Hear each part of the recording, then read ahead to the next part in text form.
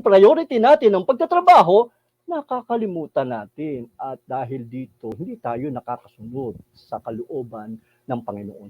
Napakarami pong talata, gaya po ng unang Tesalonica, Kapitulo 4, 11, 12, na para tayo ay makapamuhay ng tahimik, ay igawa natin ang ating mga kamay at para tayo huwag maging mapagkailangan.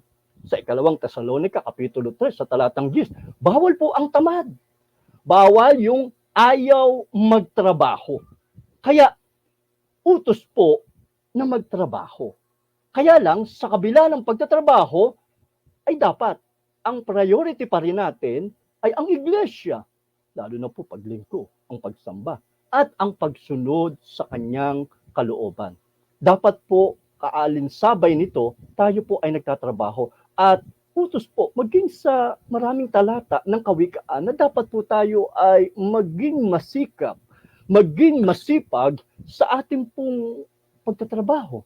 Gaya po ng sinasabi ni Ecclesiastes na anumang masumpungan ng iyong kamay, gawin mo ito ng buong kapangyarihan.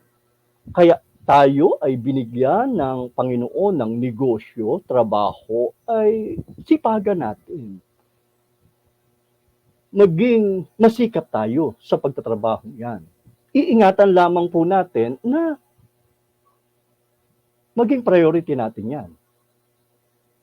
Dapat po ay laging ang priority natin, kaalinsabay ang pagiging masipag at magiging masipag sa pagtatrabaho ay ang pagsunod pa rin sa kalooban ng Panginoon. At dito po, pangatlo, makikita din po natin upang siya'y may maibigay sa nangangailangan. Ibig sabihin, ang pagtatrabaho, ang layunin nito ay hindi lang po ang meron tayong magamit sa ating sariling pangailangan o sa ating pamilya. Kung hindi, ito ay may maitulong din sa nangangailangan. At pansinin niyo po yung salitang nangangailangan. Siyempre, pipiliin po natin yung ating bibigyan. Hindi lahat ng humihingi sa atin ay bibigyan natin. Sapagkat merong mga humihingi na hindi talaga nangangailangan o mga tamad lang. Na dahil dito, pagka binibigyan natin sila, nakukonsinti natin yung kanilang katamaran. Dapat susuriin po natin kung sino yung ating bibigyan.